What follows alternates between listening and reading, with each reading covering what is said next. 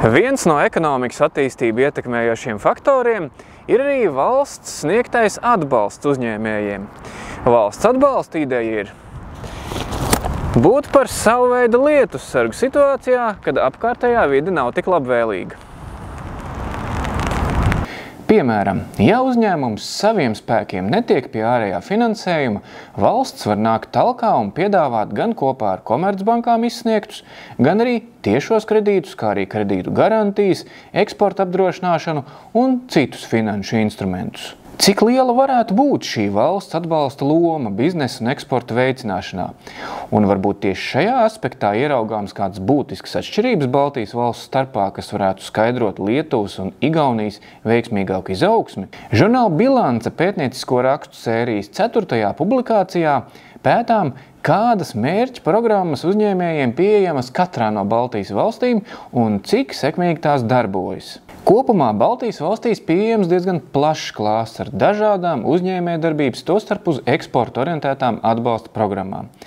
Latvijā šo atbalstu sniedz caur finanšu institūciju Altum. Lietuvā tā ir Invega, bet Igaunijā Kredex. Altum kredītus Latvijā var saņemt gan biznesa uzsācēji un mikro uzņēmēji, gan mazie un pat arī vidējie uzņēmēji. Tam paredzēts tādas programmas kā starta aizdevums, mikrokredīts un izaugsmes aizdevums. Atkarībā no uzņēmuma lieluma mainās arī pieejamās summas apmērs. Mikrokredīts domāts nelielu biznesa projektu īstenošanai un ir līdz 25 000 eiro. Starta aizdevums jau mazliet nopietnāku plānu uzsākšanai un varbūt līdz 150 000 eiro, bet izaugsmes aizdevums maziem un vidējiem uzņēmumiem var sasniegt pat līdz 2,85 miljoniem eiro. Lietuvā valsts aizdevuma instrumenti ir mazliet atšķirīgi. Vairumā no tiem uzņēmējiem ir jāpiesaista arī privātais kredītdevējs vai investors, tādējādi veidojot trīspusēju sadarbību. Piemēram, instruments Alternatīva ir īpaši orientēts uz alternatīvo jeb nebanku kreditētāju piesaisti. Šī instrumenta ietvaros mazajiem un vidējiem uzņēmumiem iespējams saņemt kredītu, kurā valsts izsniegtā daļa ir līdz 500 000 eiro. Pēc līdzīga principa, tikai sadarbojoties ar 2 komercbankām, Lietuvā darbojas arī dalītā riska kredītu instruments, kuru valsts savu aizdevumu daļu 45% apmērā sniedz kā bezprocentu kredītu. Nosacīt tiešais kredīta instruments ir arī Perspektīva, ko piešķir tieši rūpnieciskās izpētes un eksperimentālās attīstības, kā arī inovatīvu aktivitāšu īstenošanai. Pieteikties var gan mazie vidējie, gan arī lielie uzņēmumi. Kopējais kredīta apmērs vienam komersantam nevar pārsniegt 1 miljonu eiro. Tiesa, arī šajā gadījumā uzņēmumam gan jāpadara mājas darbs, jeb jāpiesaista arī privātais investors, kas ieguldīs projektā vismaz 20% no tā kopsummas. Igaunijā Kredex piedāvā vairākas aizdevuma opcijas biznesam atkarībā no tā aktuālajām vajadzībām. Iesācēja kredīts, lai gan tā nosaukts, patiesībā pieejams pat visai lielām kompānijām. Tām var būt pat līdz 250 darbinieku, gada apgrozījums līdz 50 miljoniem eiro. Tiesa gan, aizdevuma maksimālā summa nav pārāk liela, līdz 100 000 eiro. Ja salīdzinām ar Latvijas starta aizdevumu, pat par 50 000 mazāk. Kapitāla aizdevums ir paredzēts strauji augošām kompānijām ar sevi pierādījušu biznesa modeli un izcilu attīstības potenciālu.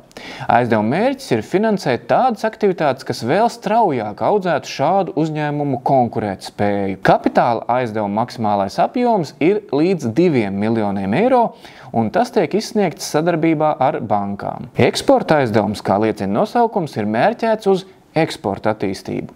Tas pieejams ražotājiem, kas eksportē Igaunijā ražotas preces. Tā apjoms var sasniegt līdz pat 3 miljoniem eiro vienam eksporta klientam. Un eksporta aizdevums ir pašas valsts izsniegts aizdevums, kurā nav iesaistītas komercbankas. Valsts atbalsts uzņēmējiem Baltijā izpaužas arī kredītu garantiju formā. Latvijā uzņēmumiem vispārējās kredīta garantijas pieejams līdz 80% apmērā no finansējuma pamatsummas. Maksimālais garantiju apmērs ir 5 miljoni eiro. Arī Lietuvā kredīta garantijas sedz līdz 80% no kredīta summas, taču maksimālā garantija summa ir tikai 1,875 miljonu eiro. Taču abām Baltijas kaimiņienēm šeit pogas izgriež Igaunija, kas pēc pieņemtajām izmaiņām šā gada aprīlī piedāvā kredītgarantijas līdz pat 25 miljoniem eiro. Tāpat gan Latvijā, gan Lietuvā, gan Igaunijā uzņēmējiem pieejams arī eksporta kredītu garantijas. Igaunijā tas gan nosaukts precīzāk par eksporta darījumu apdrošināšanu, jo tieši apdrošināšana pret kādu ārvalstu klienta maksātnespēju ir šo garantiju būtība. Cik lielā mērā tad Baltijas valstis ir izsniegušas kredītus un kredītu garantijas saviem uzņēmējiem? Vai ir kādas būtiskas atšķirības to apmēros? Laikā no 2020. līdz 2022. gadam Latvijā biznesam ar valsts starpniecību kredītos izsniegt ap 333, Lietuvā ap 260 miljoniem eiro. Igaunijā dati par 22. gadu vēl nav zināmi, taču var pieņemt, ka izsniegto kredītu apjoms ir lielākais Baltijā, jo par iepriekšējiem 2 gadiem tie jau sasniedz 267 miljonus eiro. Savukārt kredītgarantija apjoms Latvijā šajā laikā sasniedzis 417, Lietuvā 453 miljonus eiro. Igaunijā, kur dati atkal pieejami par 2 gadiem, 240 miljonu eiro. Kā redzams, gan izsniegto kredītu, gan aizdevumu garantiju apjomu ziņā skaitļi Baltijas valstīs ir ļoti salīdzināmi. Pat ja rēķinātu apmēru uz vienu iedzīvotāju vai vienu uzņēmumu, būtiskas atšķirības tas neparādītu. Atliek secināt, ka vismaz kvantitatīvā ziņā finanšu atbalsts atšķirības valstu ekonomikās nevarētu būt radījis. Tas vedina domāt, ka problēmu sakne meklējam kur citur. Ar to sasaucas Latvijas Tirdzniecības un Rūpniecības kameras padomes priekšsēdētāja Aigara Rostovska žurnālam Bilants paustās pārdomas. Viņš uzskata, ka vispirms būtu jāsamazina birokrātija, kas praksē nozīmē, ka Latvijā uzņēmējiem visas formalitātes aizņem gan ilgāku laiku, gan arī dārgāk izmaksā. Līdzās nodokļu slogam, pašvaldību finansēšanas mehānismam, darba spēka pieejamībai un citiem valsts pusē risināmiem faktoriem Rostovskis atzīst akmeni arī pašu uzņēmēju dārziņā. Kaut kādu iemeslu dēļ Latvijas uzņēmēju vidējās ambīcijas ir zemākas.